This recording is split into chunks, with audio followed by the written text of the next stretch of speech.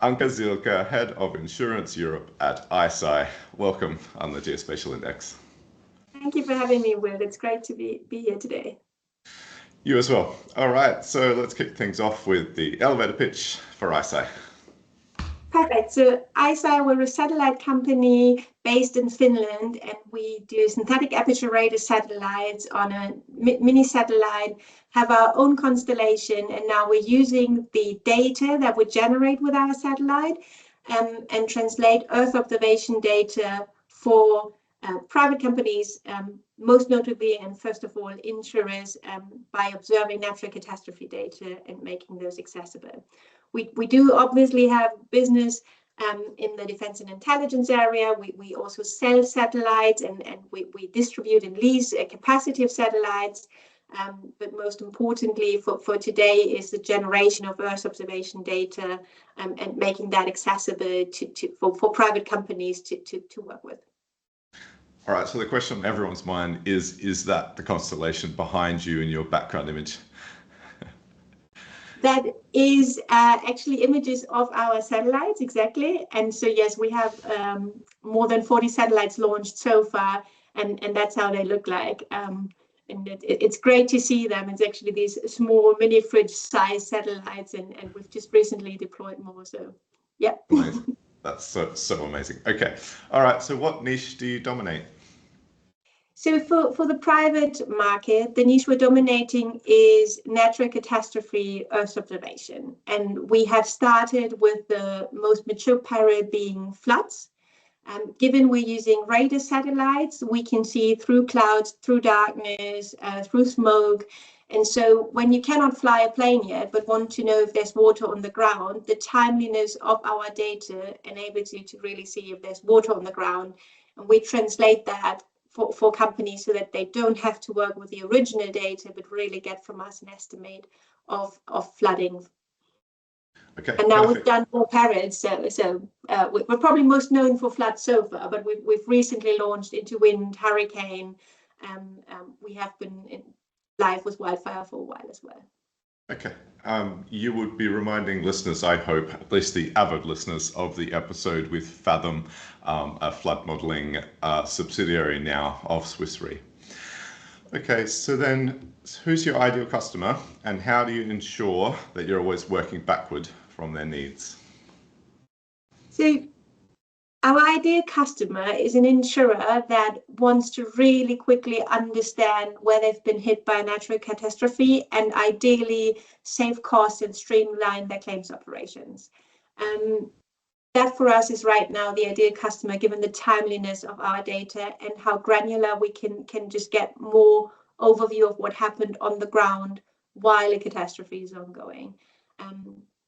If I want to put it even more ideal, I'm going to say, if there's a bit of geospatial knowledge in the company, that definitely would help. I mean, we help to educate our customers, but if there's someone with a lot of geospatial curiosity, that helps to really make use of our data quickly. Yeah, okay. I've had a bit of an effort to profile insurance companies and their interest, I guess, in spatial finance or geospatial, and it seems like there is that capability in a lot of insurance companies, Swiss Re, for example, being one of them. Yeah. Okay. Yes, Swiss Re, for example, has been working with our data in the past and used them in our platform, and actually, so that's a great example. We see a lot of the big companies having capability in-house. Interestingly so, probably not always knowledgeable to the other departments that there is actually this knowledge in-house. Okay, so you sounds like you know more than the company itself sometimes. Some of those companies are just really large as well. Sure. Yeah. Okay, this is a fascinating new space, and I guess this is also maybe a point to mention that part of the motivation for interviewing you is the upcoming Geospatial Risk Summit in New York City next week. And I understand that Iceye is attending.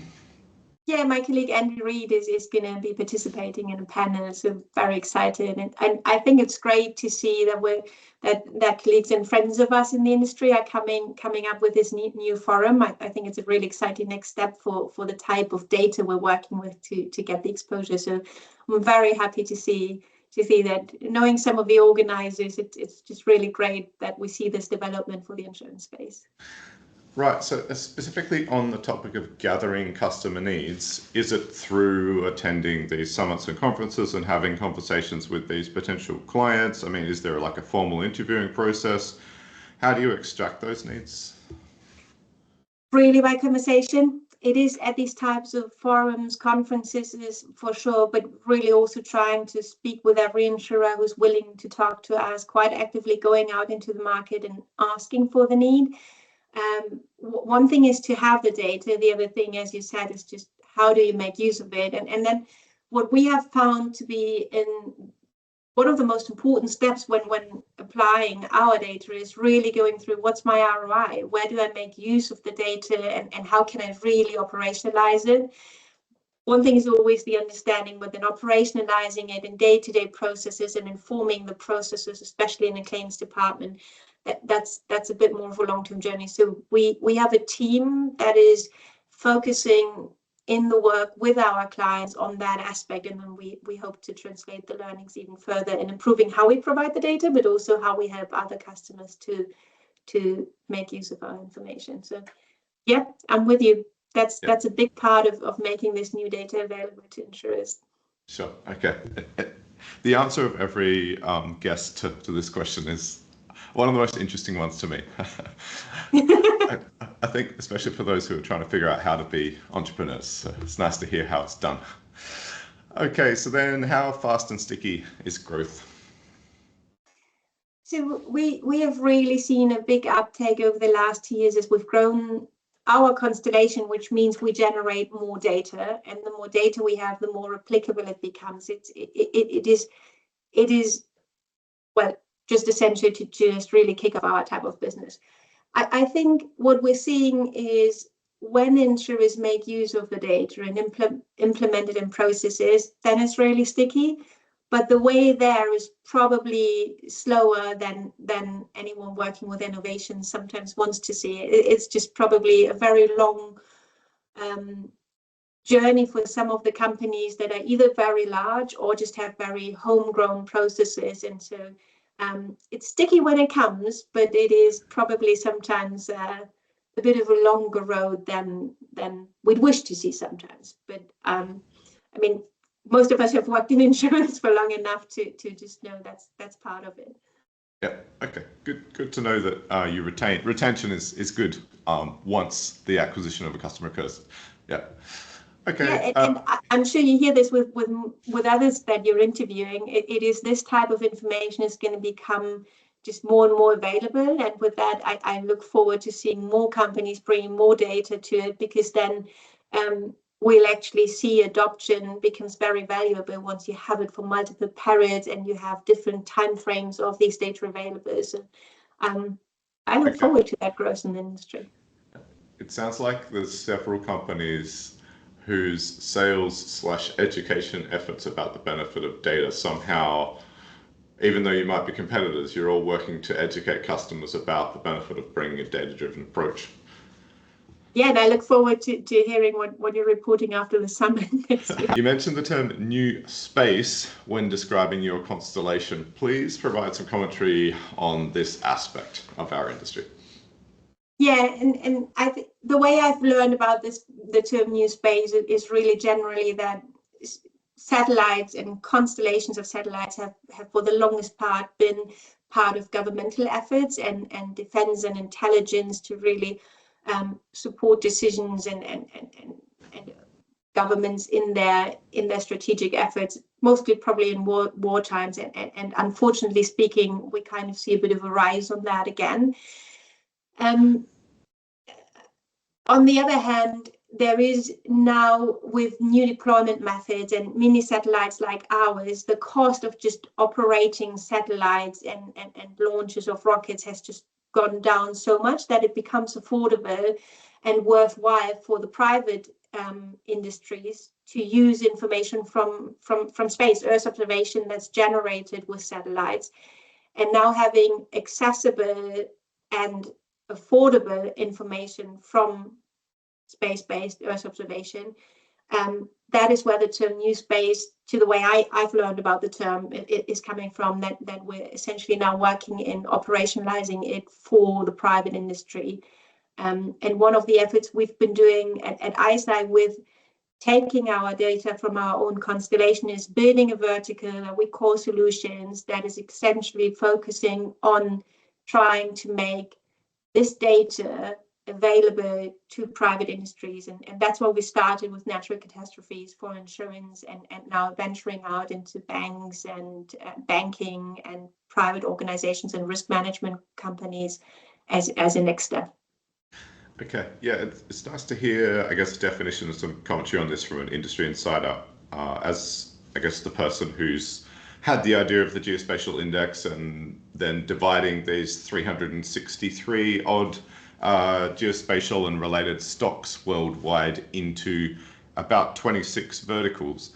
I, like you were sort of saying, realized there needs to be a definition between the legacy remote sensing, defense contractor type companies and this new space group of companies.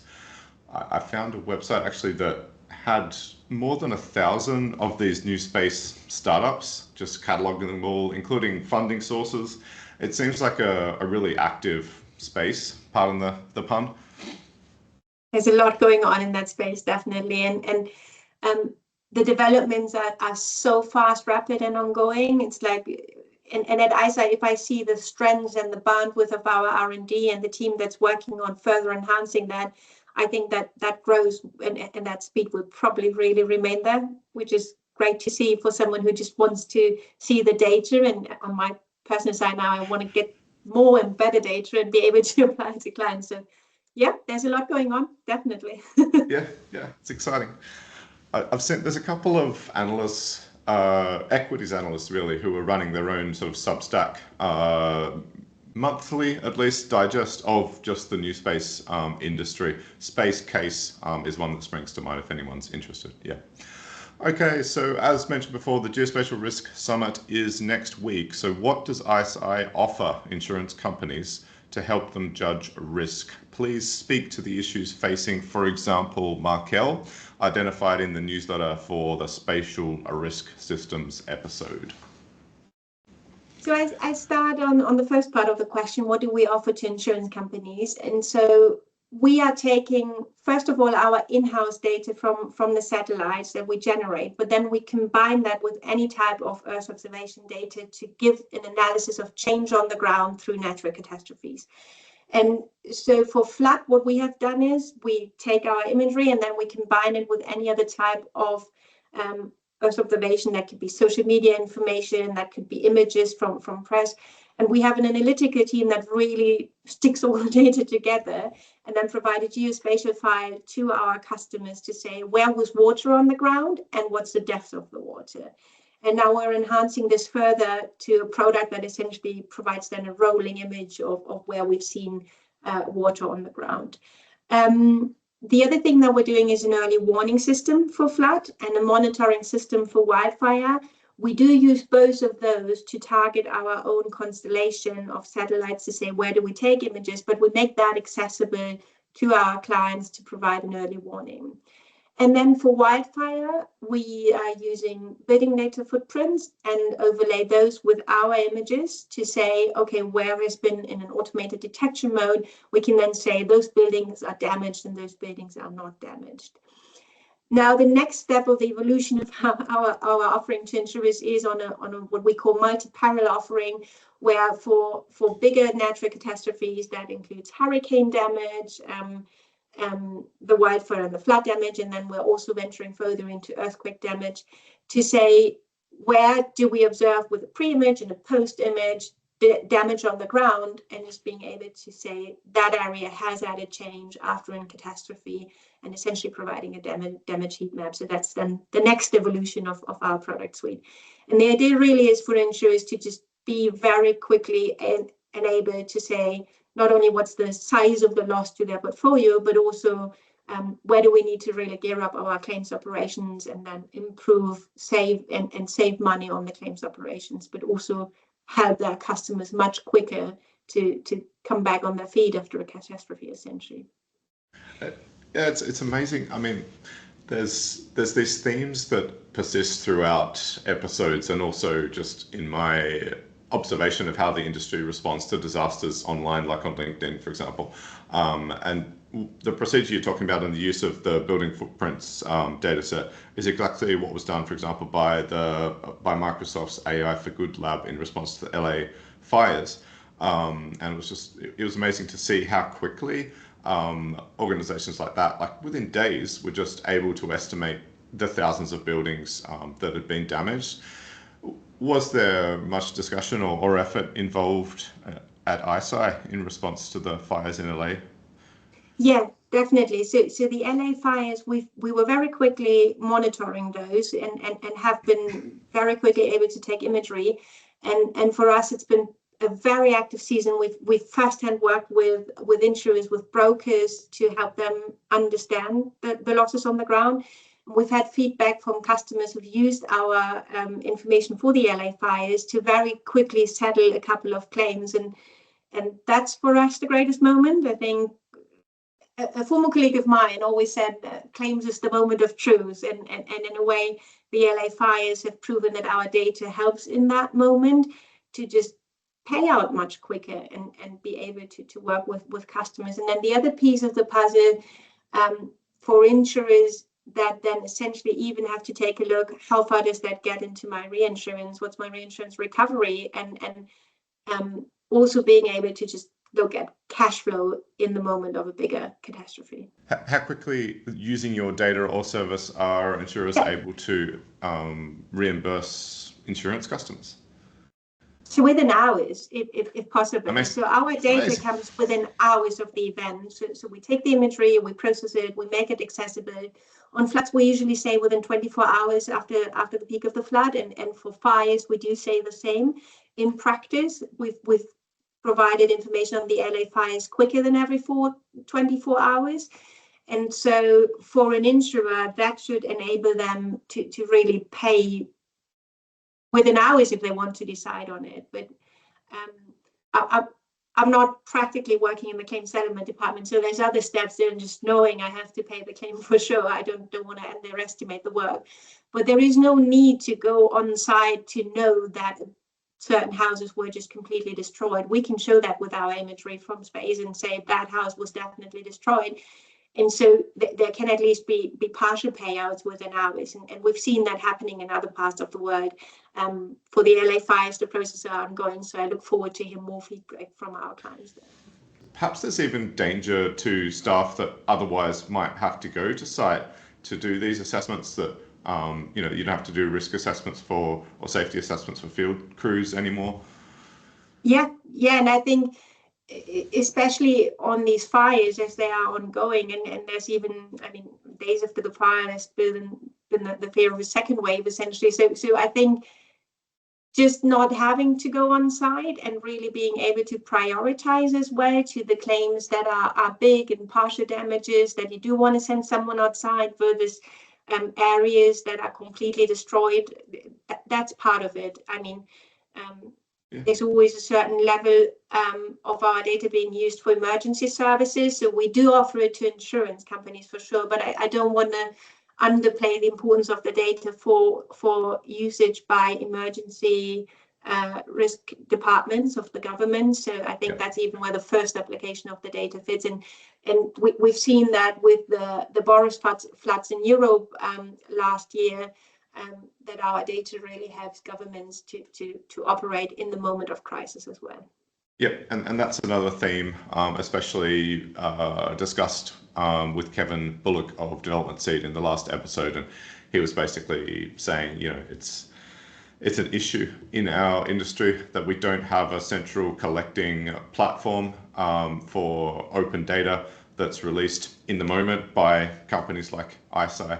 Do you have any comments on that? Because he basically had to spend a week cataloging everything across Maxar, I don't know, Iceye, in terms of the aerial imagery companies, Vexel, and he had to make a Google spreadsheet of all of this. Do you have any comments on perhaps evolving that into some commonly available open data platform?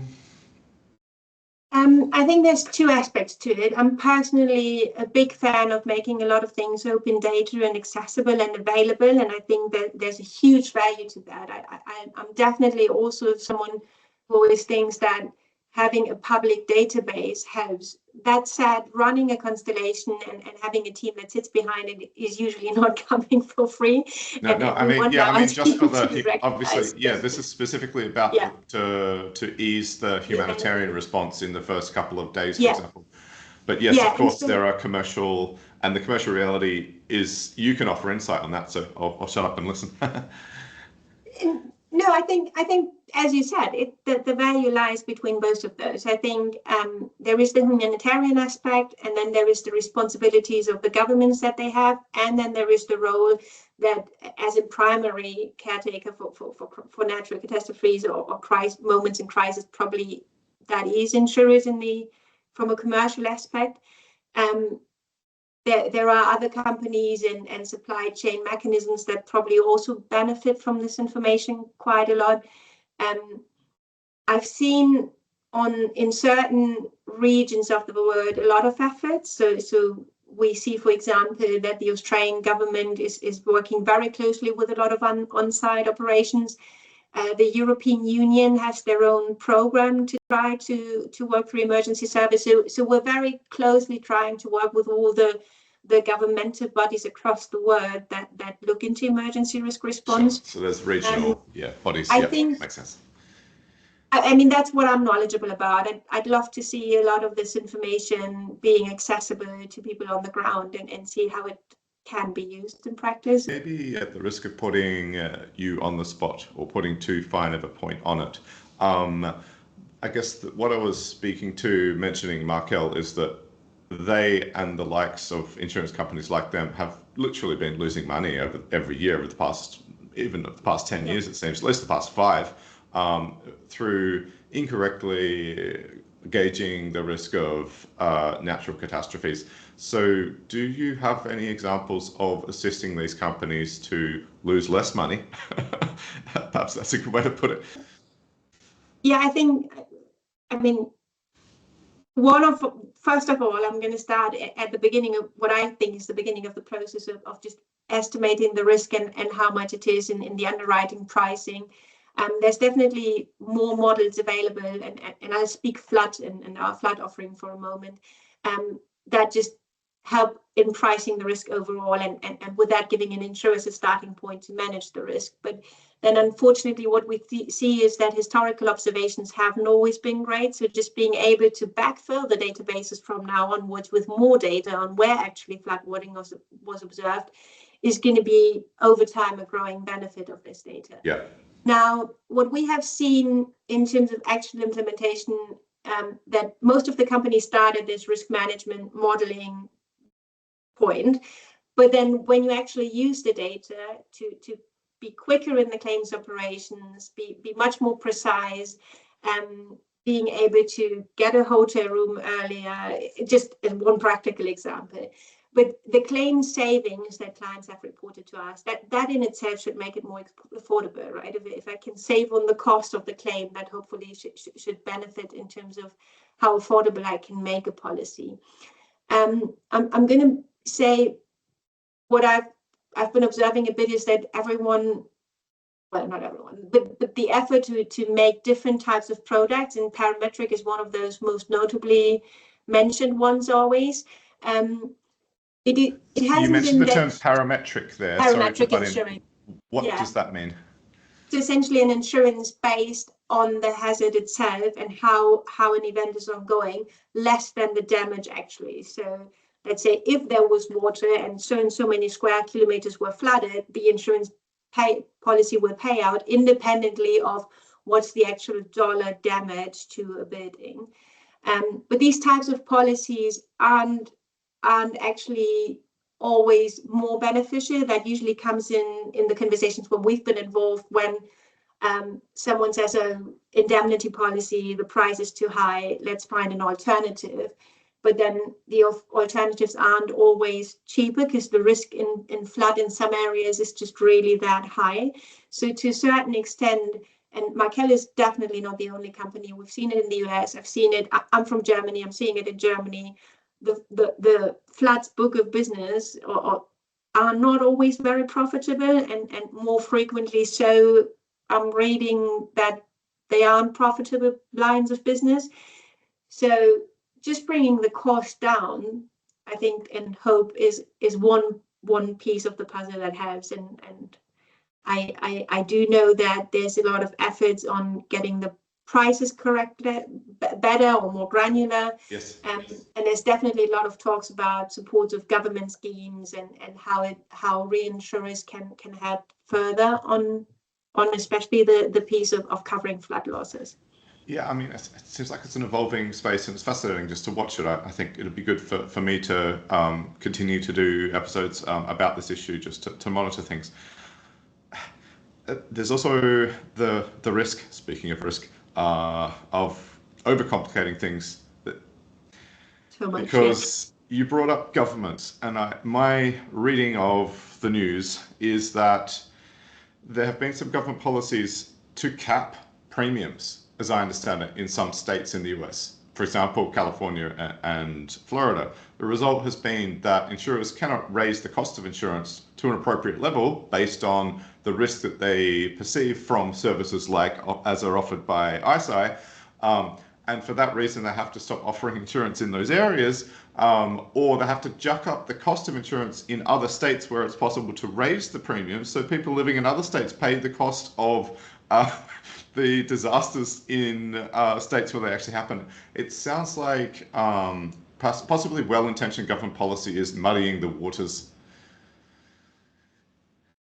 Yeah, I think the moment that happens and happens for too long, private investors are probably more inclined to withdraw, and then you're destroying a private industry.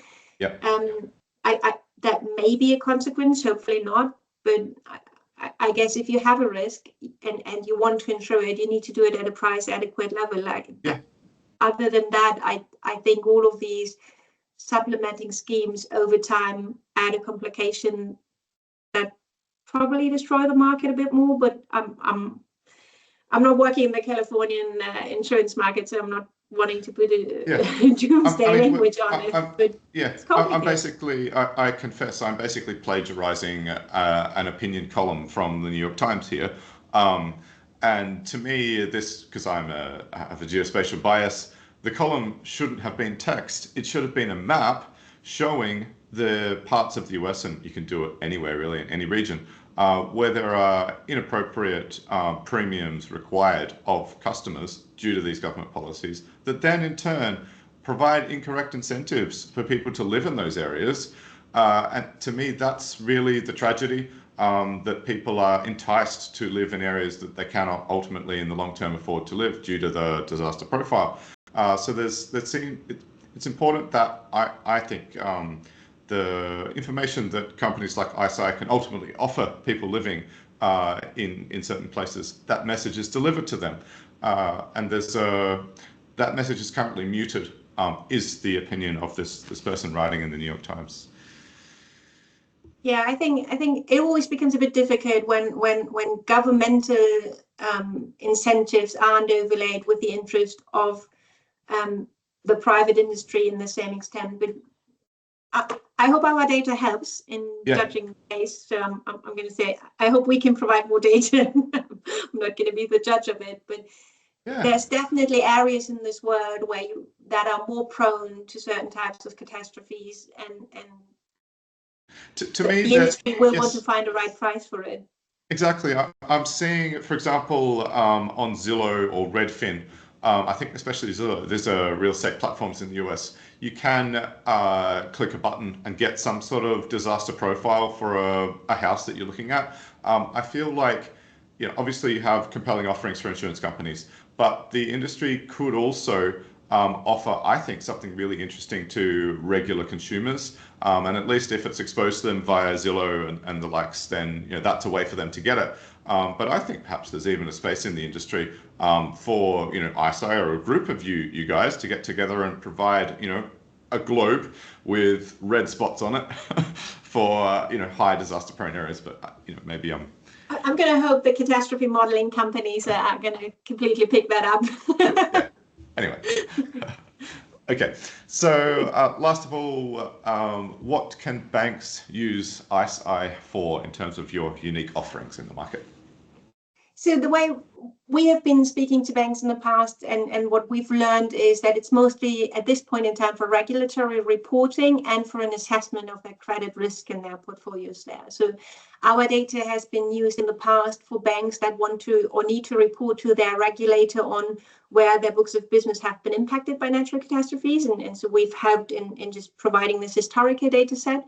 And then on the other hand, there is upcoming regulation in many areas. The European Union is making it obligatory, and to the best of my knowledge, in the US, similarly, there is reporting now required on your understanding of climate change. And so our data helps in just giving more input into how certain risks have increased. So our data for flood has been used for that purpose to show that in a certain area there has been flooding. Accordingly, there is a certain risk that potentially was over or underestimated in the past.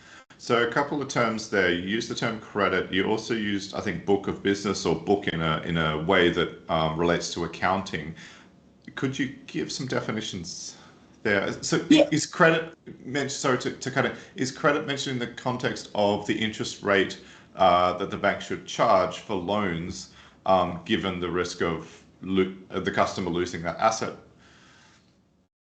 Well, either on the percentage on the loan or just requiring an insurance policy to cover the risk for that property in that case. Okay. So I think it's mostly down to that. I personally hadn't witnessed our data influencing immediately in interest rate calculation, but at a minimum to say, okay, there is a flooding risk, and so me as a bank, I don't want to lose this money potentially or have to have a default on that loan. So I want the customer to have an insurance policy for the natural catastrophe risk that I'm observing. Okay, it really does seem like this insurance is at the bottom of all of this.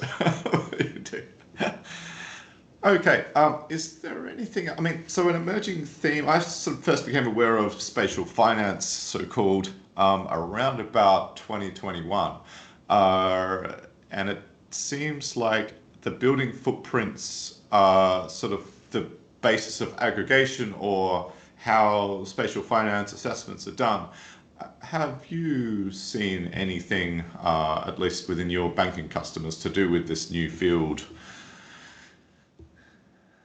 So when you say spatial finance, you mean geospatial information to be used for finance assessment? Yeah, it seems like it's pretty broad. I mean, at least the way that I became aware of it was through Caldecott's work at Oxford University, and because it emerged in at least with him within his research group in an academic context, it was almost like green finance or environmental finance and how geospatial is used to understand biodiversity, and I guess how banks fund projects, offer loans where there is an environmental context for decision making. That's one aspect of spatial finance. Then, there's the likes of Bill Perkins. He's coming up on a few episodes lately, only as like the prototypical energy or commodity trader, and how spatial analysis can be used to help assess supply and demand of commodities. So I just was interested to hear if Iceye has any trading customers or assists in estimating volumes of commodities available. We're just starting on our offering for banks, and so we're just venturing into that space. There were a lot of good thoughts in what you said. One of the things I have been a bit more interested in that we have started to look at in the past is nature-based financing and mechanisms where, let's say, you have a forestry area. How do you now finance operations that want to build a business model for forestry in a certain area? There's as simple things as observing forestry deforestations. There's other things in assessing the risk of natural catastrophes there. I think overall, just having those observation data being available and just having this enabled at an affordable level to private industries is going to open up more of those conversations. What we're definitely starting to see is that there's private companies who do long-term planning for certain areas, want to have more ground truth information, and so imagery is one of the sources of knowing how an area actually looks like. So I'm really thinking it's only starting to become a business model. I mean, our constellation is a couple of years old, but at the size that it is now and that we're making data available, it is coming to a level where we can make this very affordable. I look forward to see that growing.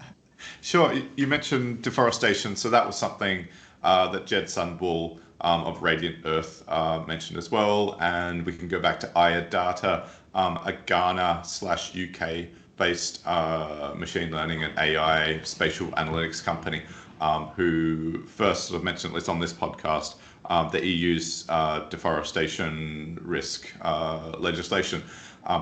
Given that SAR can make precise measurements of elevation, basically, strikes me that it could be possible to stand up a product that can help detect loss of forest, for example, because there'll be a lower elevation. You'll be hitting the ground instead of the top of the trees after removing forests. So yeah. Yeah, so we've done R&D around deforestation. We currently also we have done R&D on landslides and volcano, and so I basically think about our imagery in my most simple terms. It is pre and post imagery. I can always detect change, and so we can definitely do that, and the granularity is there. The aspect of our data being the timeliness of how quickly we can turn that around, that's a huge aspect to it. So we have a big R&D team looking into all these new types of products.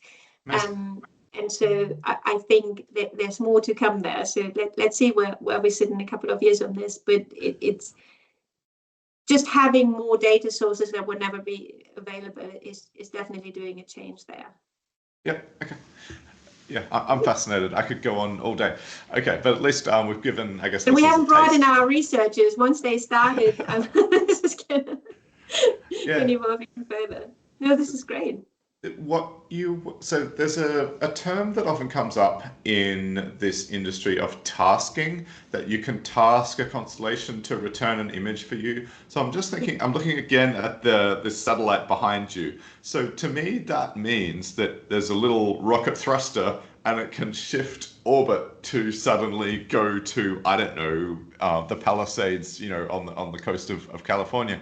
Is that actually what tasking means?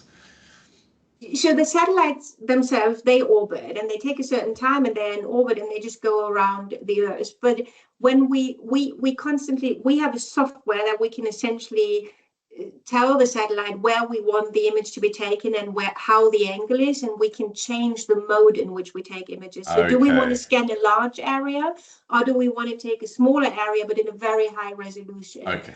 And so a big piece of the change of how satellites like ours are being used is that it's not just a constant image feed. I'm just not as a bad term there, but really just the difference between the satellites that take constant imagery. Our constellation, we purposefully can take images. So as there is a path of the satellite over the Earth, there's a certain range in where we can actually task then the imagery. So we have a team that purposefully targets and tasks the mode and the resolution and the area where we take the image. And then it takes some time to recharge, to download the image. So there's a whole process around that then. So this is the term, like the swath, I think, is the term that matters here. And the swath is basically the track on the Earth of what is returned by the satellite. And you're saying that you can change the width of the swath or whether it's directly under the satellite or oblique somehow. Is that what you're talking about? Yeah, if it's getting too technical, I'd love to bring in a colleague, but essentially Okay, we always have a slide siding. I'm getting overexcited here. And actually, the team is now doing a lot of work on how the images are being taken to make sure that there's multiple images taken in the same areas, etc. So there's a lot going on. When it gets too technical, I prefer to bring in the colleagues. All right. Okay. I'm glad to be possibly setting up the next episode. Anyway, okay, so we've covered what banks might like from you. We've covered what insurance companies might like to get from you. We've also had some commentary on the new space industry. So yeah, thanks for those insights, Anke. I think we'll go for this as the last question. So if you were to hire an apprentice, what qualities would get them the job at Iceye, this exciting new space company? This is a great question, because I think we just really look for people who are agile, love to work in a very quick and fast-paced environment. We're probably a bit more fast-paced than other companies, and to do well at Iceye, it's the agility and the speed of the work that people just need to probably like and be there. The phrase we use is make the impossible possible, and that's always been a guiding principle to our founders, and it's still, you can see it in day-to-day operations, that the people that go above and beyond to think outside of the current scope and being able to use innovation, they are the most successful in like this environment. So people who really enjoy the quick level of innovation and the speed of the work that sometimes comes with being in this phase of working with satellites as well as startups. But yeah, that's really who we're looking for. Excellent. Always nice to, I guess, use that as a way to gain a bit of further insight into the nature of working at these companies. Anke, it's been an amazing overview. I'll try and get this out in time for the Geospatial Risk Summit. And yeah, appreciate the insight, I guess, in the kind of conversations that might happen at this summit. So yeah, really appreciate it. Perfect. Thank you. Thanks a lot. This was great. And everyone enjoys the summit. I won't be there, but my colleague Andy will be there. So hope you can grab him over a coffee or later at the aperture. Yeah, I'm prepared for that conversation. Perfect. Thanks a lot for having us, Will.